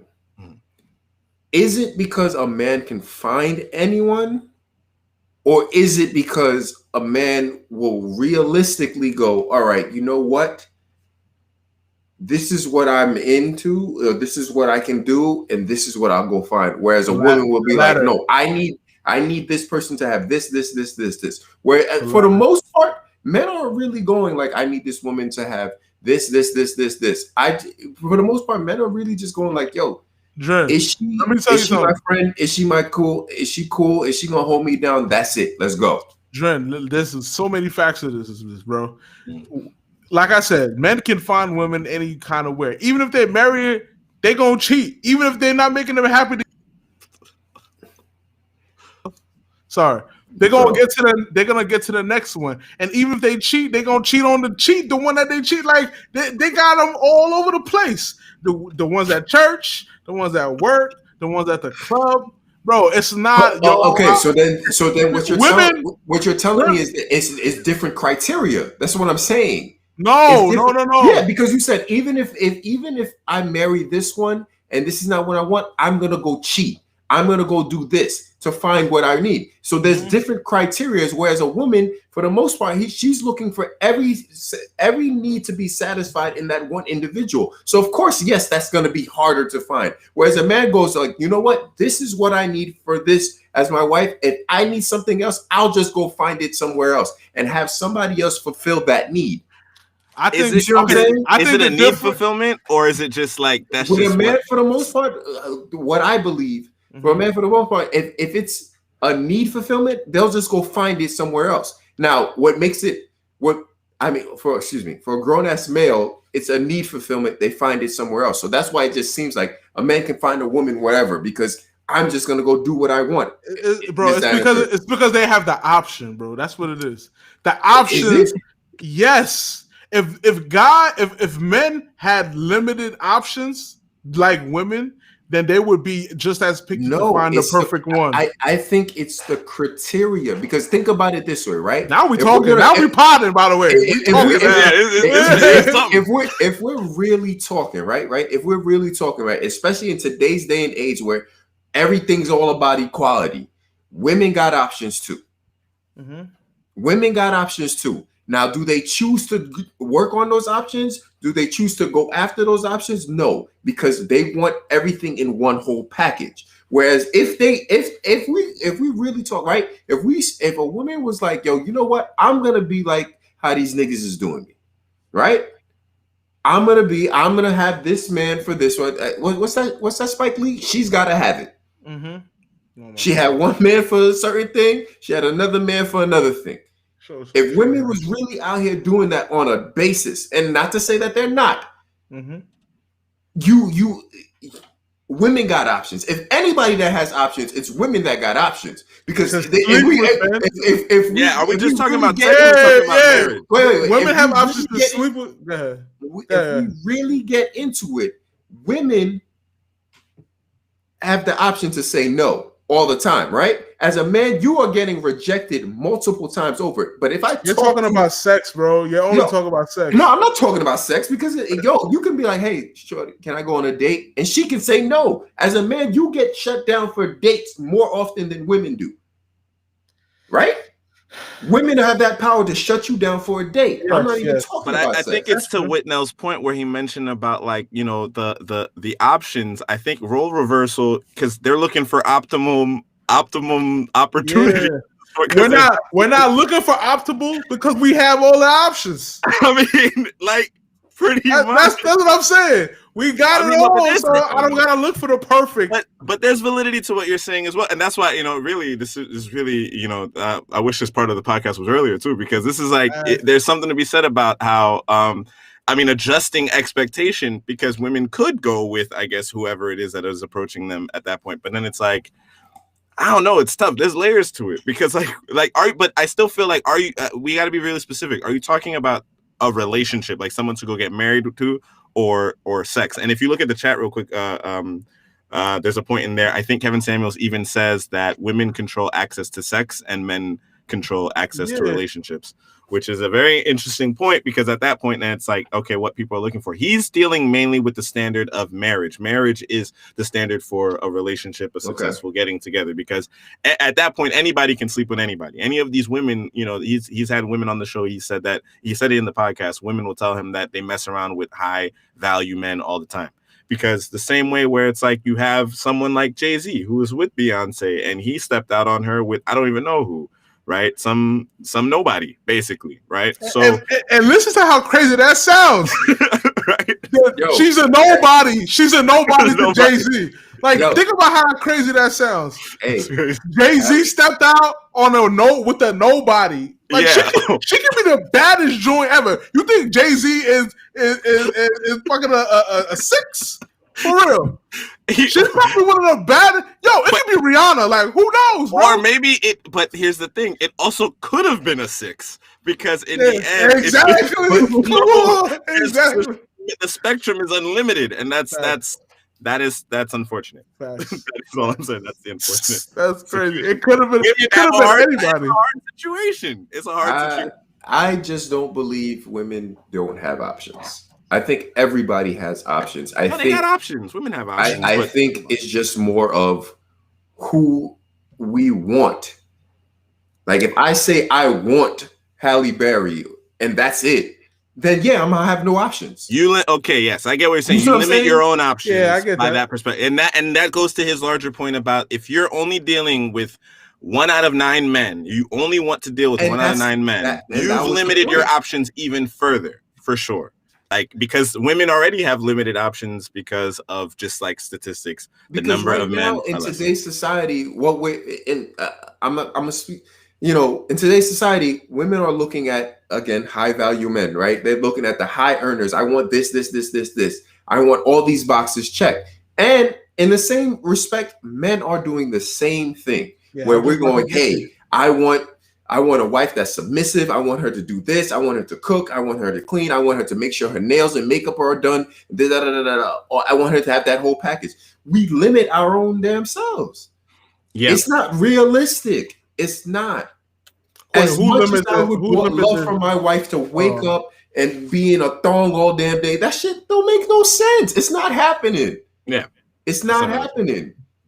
Why would you want her to be in a thong all day? And especially when I mean, if that's what floats your boat. And then you're gonna take her to the hospital when she's sick and then you gotta pay the bill. That don't even make sense. Like, well, he also makes a very important point in the podcast and on his show in general, which is the idea that marriage is not about happiness; it's about duty, and that is something that I actually did vibe with because I feel like in the end, you're not gonna find your source of happiness is not gonna be from marriage was a contract. There it is. I mean, it's a contract, obviously, in the actual social and socioeconomic norms, but also even if you look at it from the perspective of the biblical perspective, which I think he does reference a lot, which is that it's that covenant. It's not a promise of happiness or it's not a source of joy necessarily. It's one of duty, and I do agree with that perspective because that's something you work on. And you compromise and you continue to try to build upon that, but it's not going to be your source of happiness. I forget where, but the Bible says if you can, don't stay get single. Married. Yeah. Paul, it was Paul who said that. I think he was like, "Hey, I wish all y'all could be like me and stay single. But if y'all need to do the dirty, then you should do it in a way that God could agree with and get married." And it was in one of his letters. Being in a relationship ain't it's not for everybody. It ain't for the weak. No, bro, it's not for the weak. And the women who call in want to get married. They want to have kids. And I think that it's just like there's this weird duality when you watch his stuff because it's like he's saying something that makes sense, and then he'll hit you with the curveball of like, you black women and you dumb no, I can't watch it anymore. Shameful. Like, but he's saying something that's like, you was good. Yeah, I was points that you said was straight. And he's like, you guys, like they he asked them, what do you want? They want to be happy. They want this, they want that. And he makes a point about like there's two approaches to marriage in his view, right? Which is that there is the partnership and then there is that kind of subscribing to traditional gender roles, which is a woman who's more submissive and a husband who's the earner and the all this and that and whatever. So if he's talking to someone who would like be self-described as like an alpha female or something, someone who's like not trying to submit this, that, and the third, but you want a high earner, you want a high value man. You want a leader man. You want a man who is built to be a leader essentially, but then you are admitting that you're not in a position where like personality wise, you're not equipped to follow. Right. So he'll speak to that as well. He speaks to the idea of, obviously what women would have to offer regarding getting a high performance. Just to touch on that topic, right? Yeah. You are a quote unquote alpha female, right?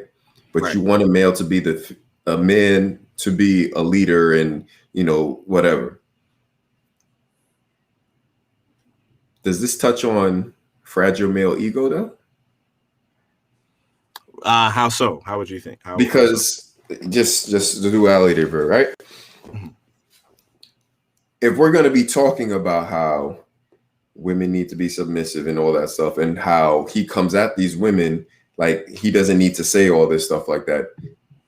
In essence, we should also talk about fragile male ego, whereas just because this woman is an alpha male, because the way I see it, excuse me, and y'all could drag me through the mud for this topic, whatever. I'm about to. Damn, what was his energy last week? That's tough. Anyway, go ahead.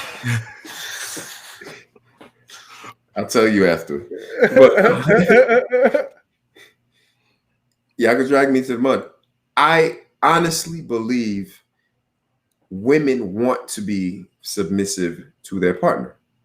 I believe that. Okay, now, submissive, I'm not talking about the whole slavery, I'm going to do whatever my husband says, whatever nonsense. I honestly believe that. But I think also with this generation of men, and partly why I even made this thing, is that fragile male ego says, oh my God, she's an alpha female. She's doing all this. She's doing all that. She's doing this, whatever. She's telling me what to do and I can't take this. She got an attitude, right? We go back to this whole attitude thing. And then now she's undesirable. Whereas if you were a man who sat in your manhood, sat in your manness, like her being an alpha female wouldn't affect you. Well, you'd have to define alpha female and in more plain terms, and I think it speaks to one of the parameters we set early on in the conversation about attitude is uncooperative.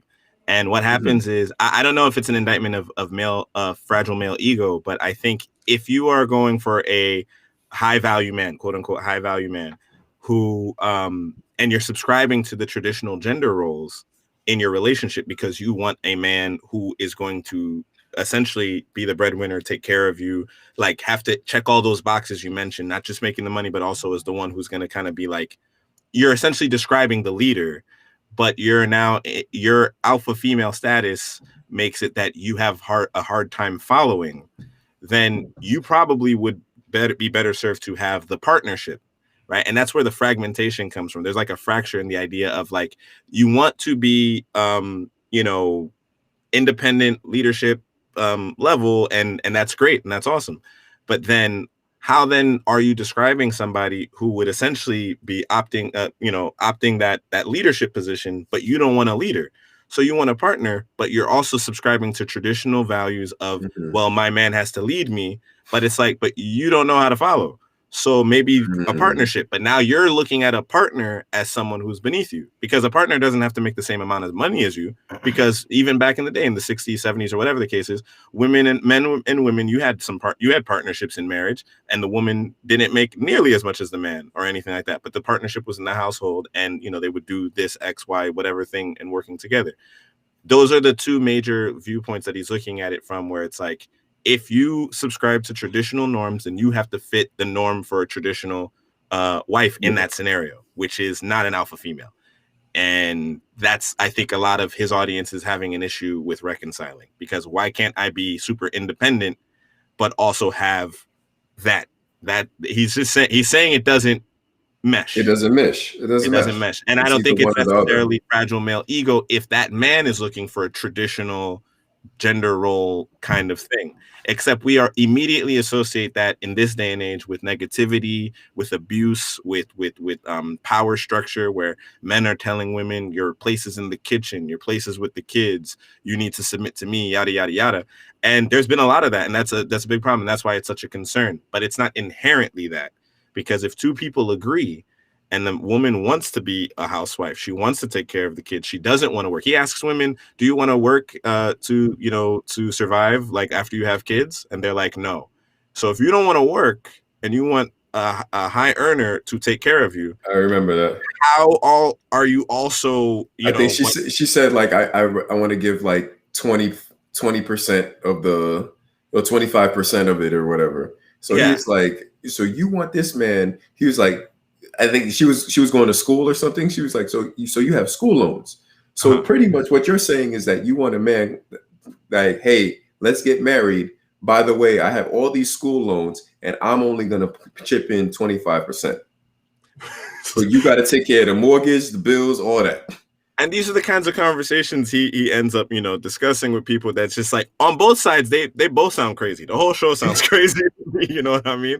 And it's like people need to have a more practical look, because it's not saying something is wrong with you as a alpha female or you as whatever position that you choose to have in your relationship.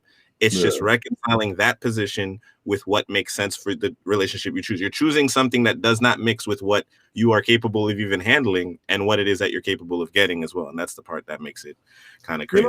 I feel like the whole alpha male and alpha female thing, it's just it doesn't matter about the gender. It's about like alpha. If you just look at like a pack of wolves or lions or whatever, there's just an alpha. I mean, it's usually an alpha male, but usually that the lion, the lion is usually the alpha male lion or dog is usually the biggest, fastest dog, right?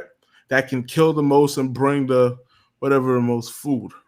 The stronger one, yeah. Whatever the stronger one, right? If your girl or if the female or the husband or whoever is stronger in the relationship, they would be considered alpha, right? So what I want to say is, I feel like about the whole the fragile male ego, or for anybody that wants to be alpha. If you want to be alpha, you need to be bigger and stronger. If you don't want to be alpha, you need to find somebody that is bigger and stronger. Now, the key thing that I believe is that nobody should make themselves less for somebody else, right? Mm-hmm.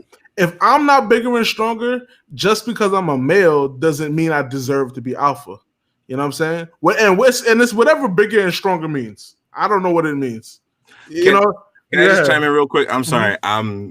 I hate to be that guy. I'm not an anthropologist or anything like that. But with the lions, it is the female that does the hunting and gathering of the food. I was going to say that too. Okay. The primary objective of the lion at that point is more so procreation, and he's just like, he is bigger, obviously, and technically stronger. But when it comes to like and that just is a way of looking at kind of like the gender roles in general, like whether it's animals or with people, where it's like, are we saying that a breadwinner, the one who makes the most money, is the one the one to lead?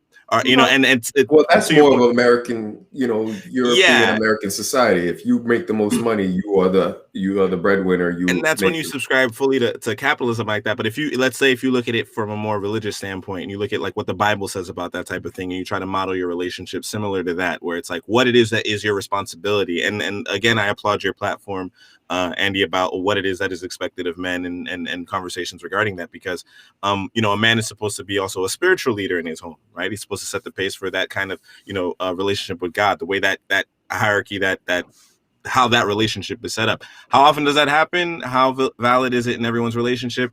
It doesn't happen as often as it should, but it's based on what you subscribe to, number one. But when you speak in general terms about what you're looking for and what that type of person looks for, because let's say you flipped it on its head as opposed to like a high value man. Let's say that you were like, these women are calling in, they say that I want a religious man. I want a man who is like through and through about the Bible, Christian, religious man. Okay. But you don't want to subscribe to submitting. Then you don't want that, right? Is that fair to say? Mm-hmm. Because if you want a man who subscribes to the Bible through and through, that part is included, right? Regarding relationships specifically. I'm not saying every single aspect, like, every part of Leviticus, but I'm saying at least when it comes to like a biblical relationship, if you say you want a biblical relationship, you're subscribing to that, right? So, and that's part of the conversation where there's a disconnect between, what you say you want because you've been conditioned to say that you want that, and what all your actions, your demeanor, your personality actually suggests that you want. Okay, so you see how you said that, they say that because that's what they've been conditioned to want? Right. What's really submitting? Let me argue, you know what I mean? Let me be with. Here we go. What is like the real, what do you guys really think submission means? Do you think it's really just your spouse serving you at every turn or doing whatever you say?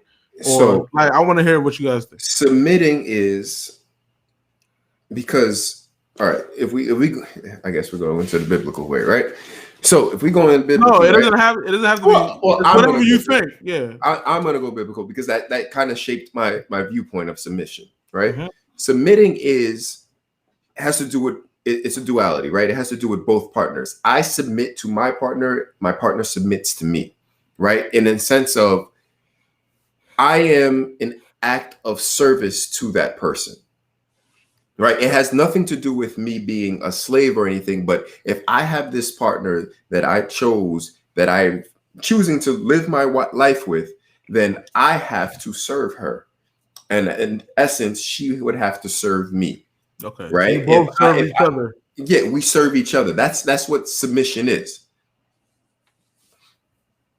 At least in my view, right? It has nothing to do with because I think what submission gets confused as is because the man's a leader, only you submit to the man and that's it.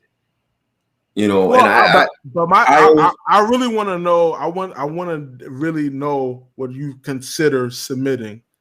Right. Like an actual specific action, like what falls under that. So submitting would be to me a specific action. Let's see.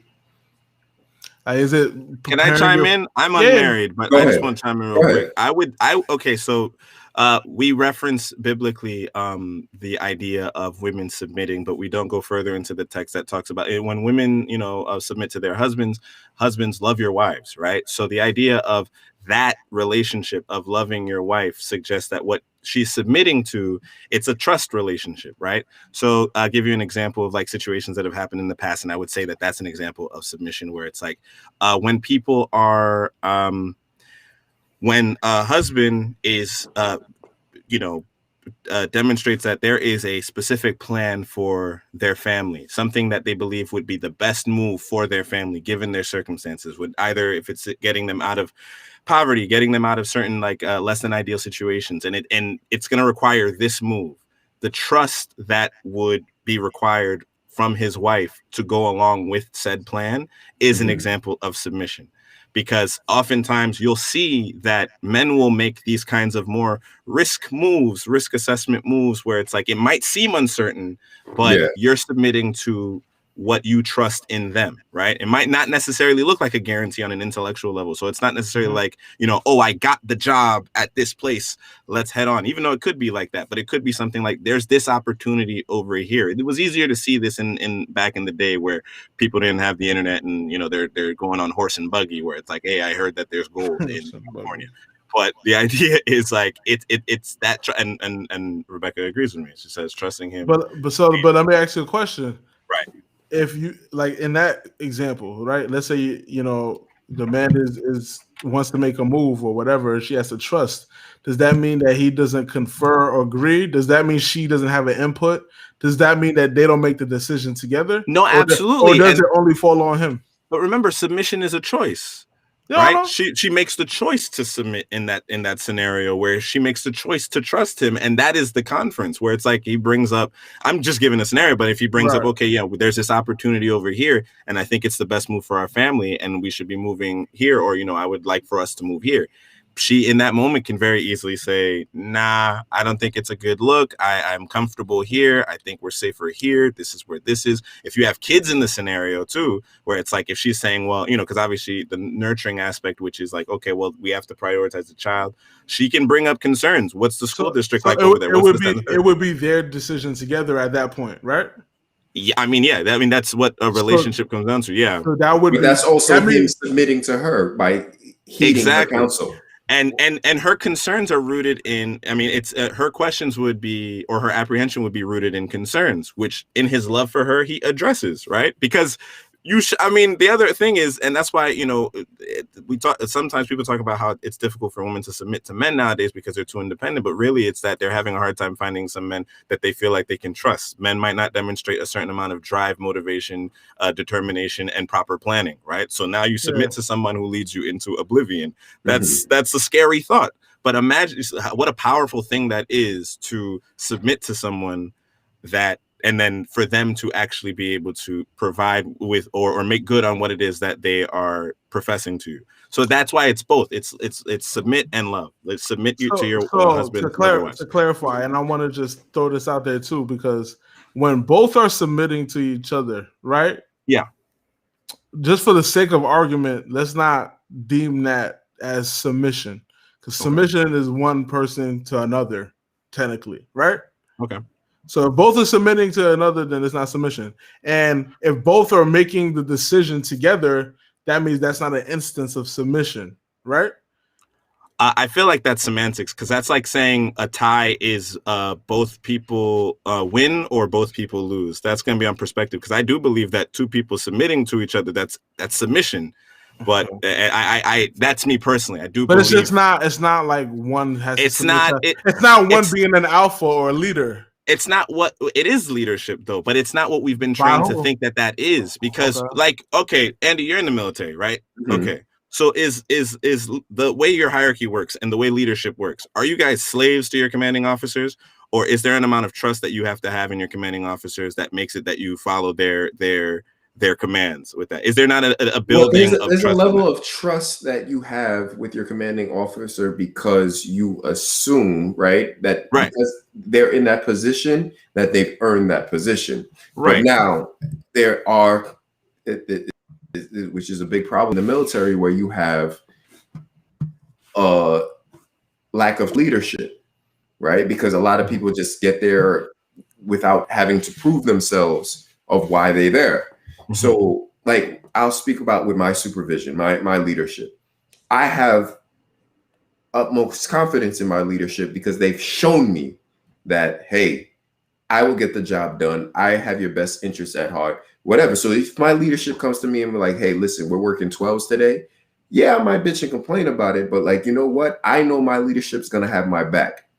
And that's as a result of their demonstration of that. Their demonstration of that.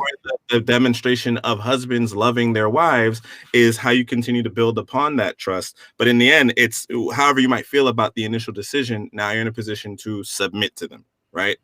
And then just how leadership works. Leadership is not about, you guys ever see those like kind of like it's supposed to be some sort of like inspirational or whatever things where it's like what a leader does versus what a boss does.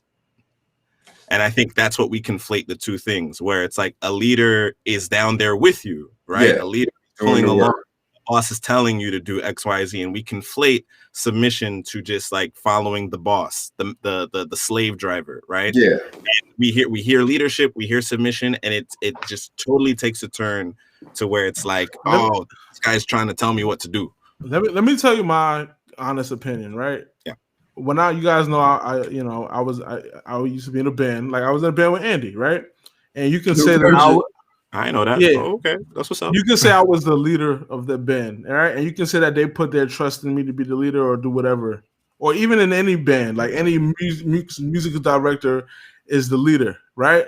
But the thing is that when you're specifically when you're in a band, you like if you're directing the musicians on where to go, not everybody has an input. You know what I'm saying? Right. Mm-hmm. They trust that whatever your input is going to bring the most out of them and the most out of the song or whatever. Right. To me, there's trust. Right. To me, that's a clear-cut leader. Right. Right. Mm-hmm.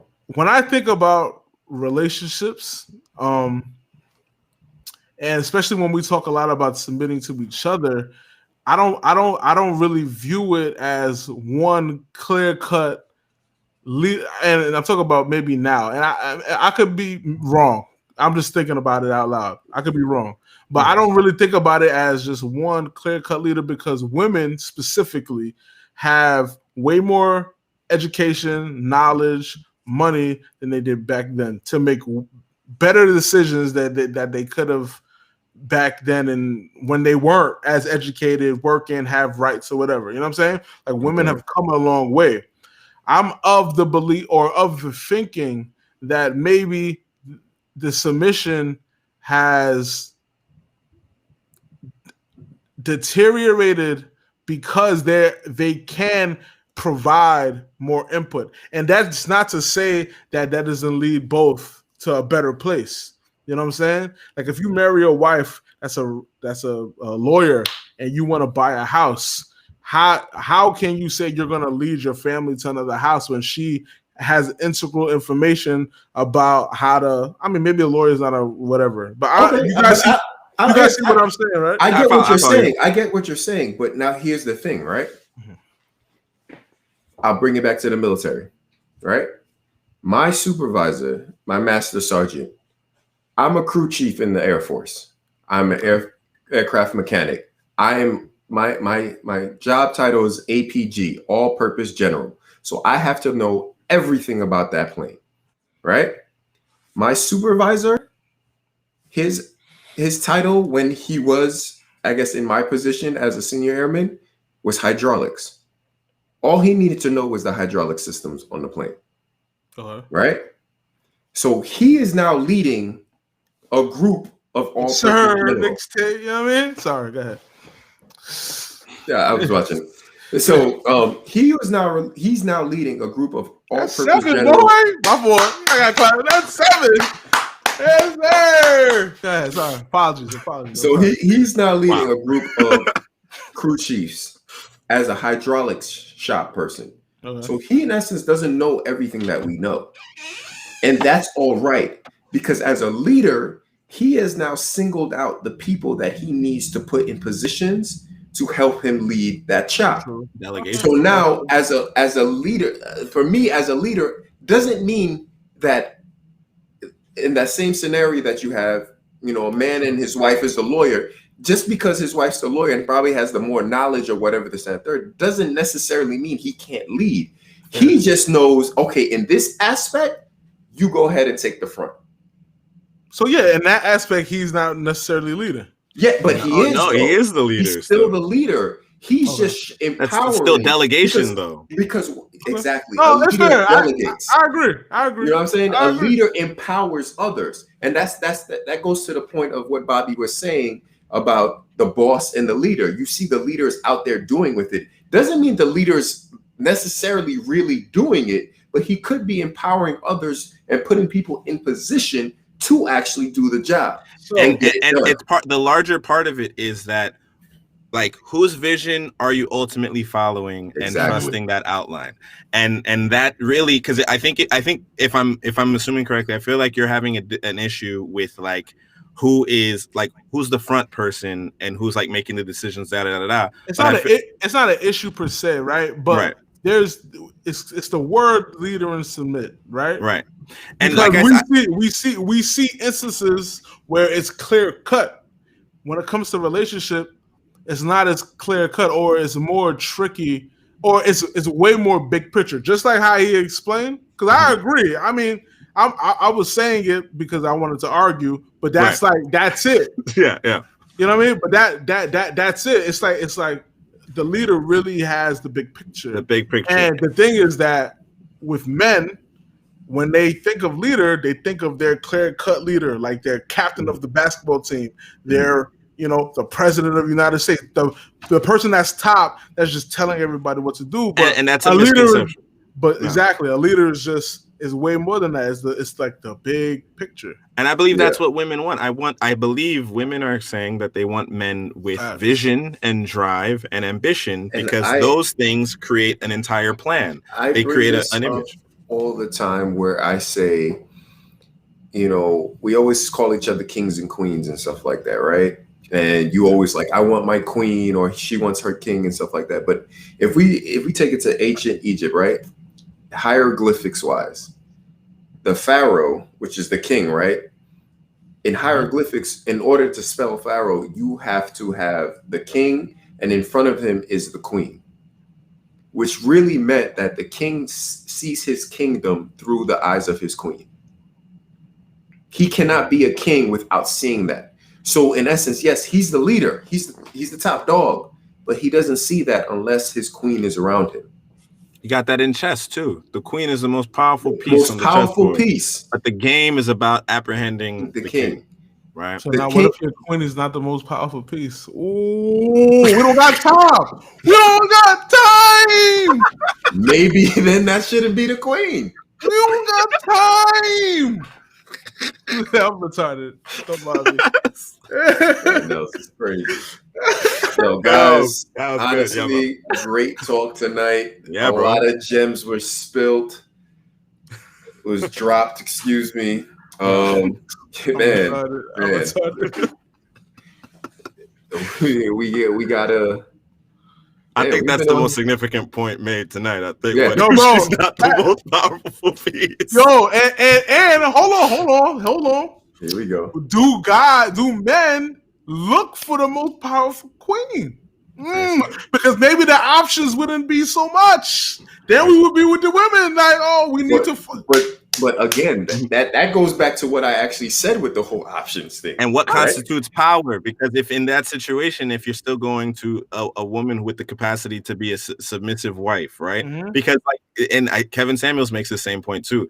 What men and women are looking for is fundamentally different as it pertains to what a high value man is, what a high value woman is, right? So if a high value, because I don't know how many guys are out there looking for women who make six figures, as if that is a determining factor for a relationship. Like, do you personally know any guys who are like, I need a girl who makes six figures because I need to be taken care of? I don't know if you've ever heard that before, if that's even commonplace for men speak, but some I'm sure do, but just statistically speaking, I'm sure it exists. Barely. On the other side, how many men have you heard who have spoken about, wanting someone who is more agreeable? They might not use the word submissive, but pretty much what they're describing sounds like somebody that is more or less on that side of the spectrum of a partner, someone who is going to, as Andy gave in his example, the idea that they will be able to,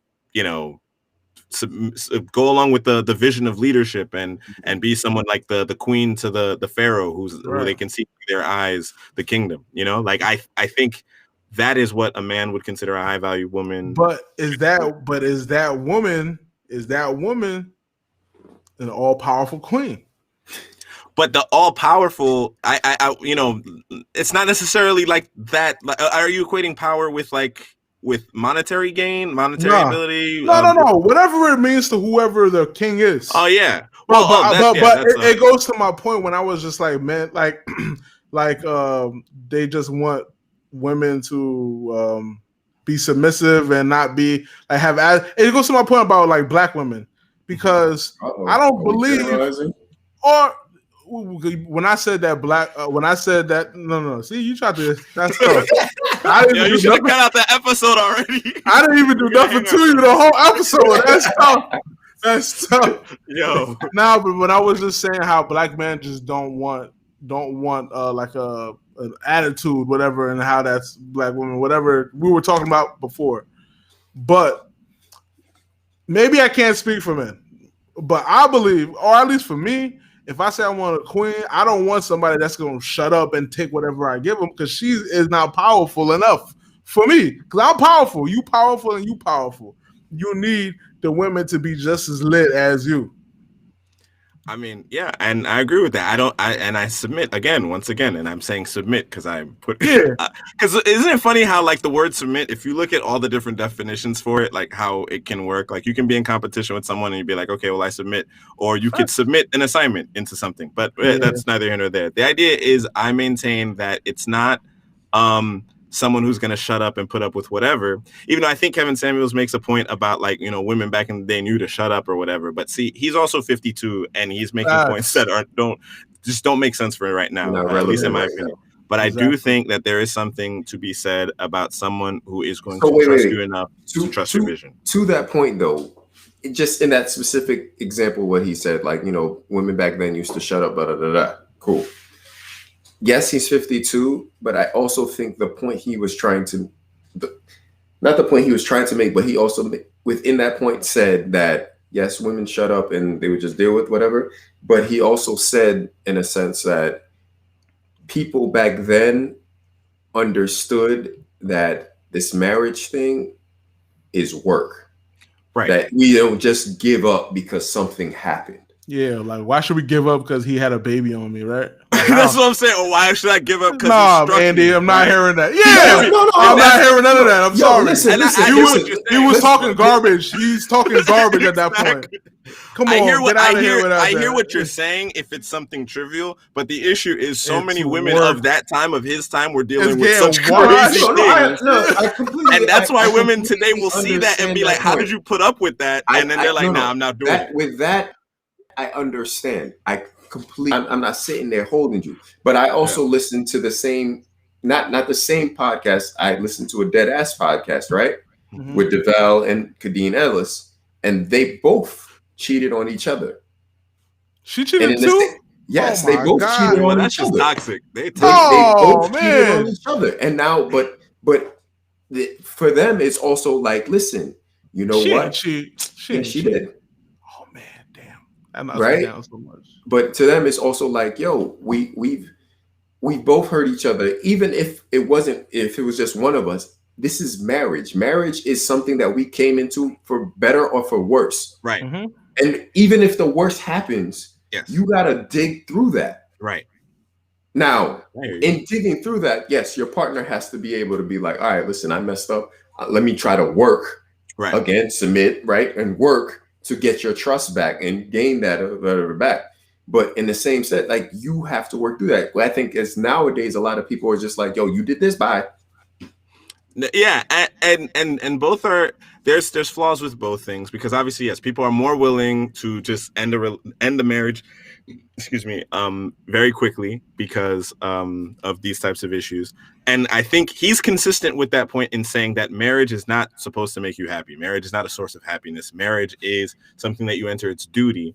And I think when you look at it in terms of like what the picture is you want to get out of it, like some people, they want to get married, they want to have a family, they want to have legacy, right? Or when it was a transaction, when people would get married so that you can join kingdoms, it was something that had more of a substantive purpose outside of like bringing you joy. Because ironically, that being the association with it, it oftentimes brings people a lot of despair.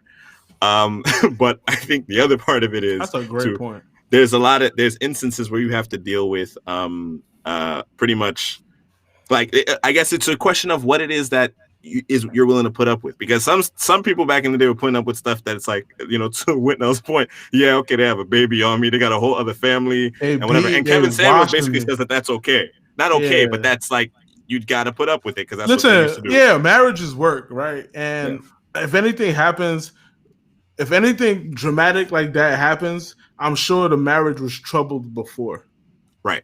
Yeah. But back in the day, like he was saying, like he was specifically saying how they just put up with it is because they had no choice. They couldn't leave their husband. They didn't know what they were going to do. Because what else would they do?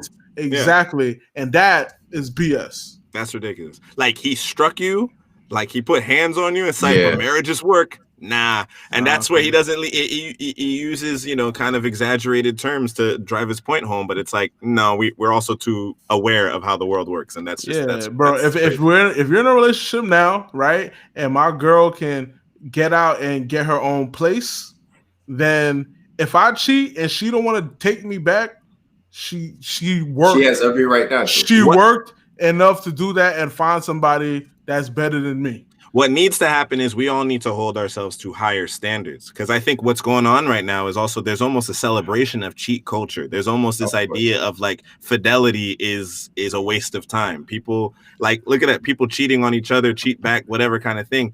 All the toxicity in relationships are so normalized. I think what's happening is we're not, instead of saying you got to put up with it because that's just what it is, let's try to hold ourselves to higher standards. It's tough, it's hard, but that's what I think that's where the aspiration should really be going into. And this can be a proper person. And what I'm about to say is like a whole nother thing. But you also too, like another problem too, is the people that's getting cheated on and doing the cheating, they're with people that they didn't 1,000% want to be with in the first place. You know what I mean? Like they basically are settling. If you were with somebody that you 100% wanted to be with and you can't be without, and that person did one mistake, it's gonna be way harder for you to leave that person or that situation than than vice versa. And you have to think about how many people are just settling just to be married too. Yeah, you know what I mean, That's why, you know what I mean, I'm definitely of the mindset is like, if you're going to get married, you got to get married to the one. And if it's the one, you are going to work at it no matter what happens, man or woman. That is another conversation, though, because I don't know if anyone here has read the 5 love languages, but I do think there's an aspect to learning how to properly love someone that you're in a relationship with, because the idea of meeting the one, because everybody, you're constantly growing as a person. So if you were the one when I met you, you can't also still be the one without work 5 years later or something like that, because now you have to grow with me, because people grow. That's how people grow apart. You met someone who you were madly in love with. It was very intense. This time next Tuesday, because I like that. I like that a lot. Well, yeah, I don't want to, because people are watching now. Maybe we save that for another time. I really enjoyed the that's tough. I like that. We'll save that for May. We'll save that for May. All right, that's the Patreon episode. You know what I'm saying? Just throw that out there. You know what I'm saying? Yo, Dre. I ain't Patreon level yet, but we're getting there. We're getting there. On your way, man. It's fun. Yes, sir. Fun. Yeah, this was great, guys. though. I appreciate it. I appreciate you guys coming out. Of course, everybody in the chat. I didn't even get to say it, but smash that like button if you like this conversation. I see a couple of you guys did. Definitely share the conversation. Let me know if you guys want these guys back, man. It was a great conversation. For something that was actually only supposed to be an hour, because both of these guys said, yo, listen, I only have till 9 o'clock, but really did. Yo, they kept it 100. They kept it going. I like arguing, so I'm a sucker. Me too. we haven't gotten to argue since Chris's last game. Right, exactly. You know what I mean? I'm a sucker for arguing.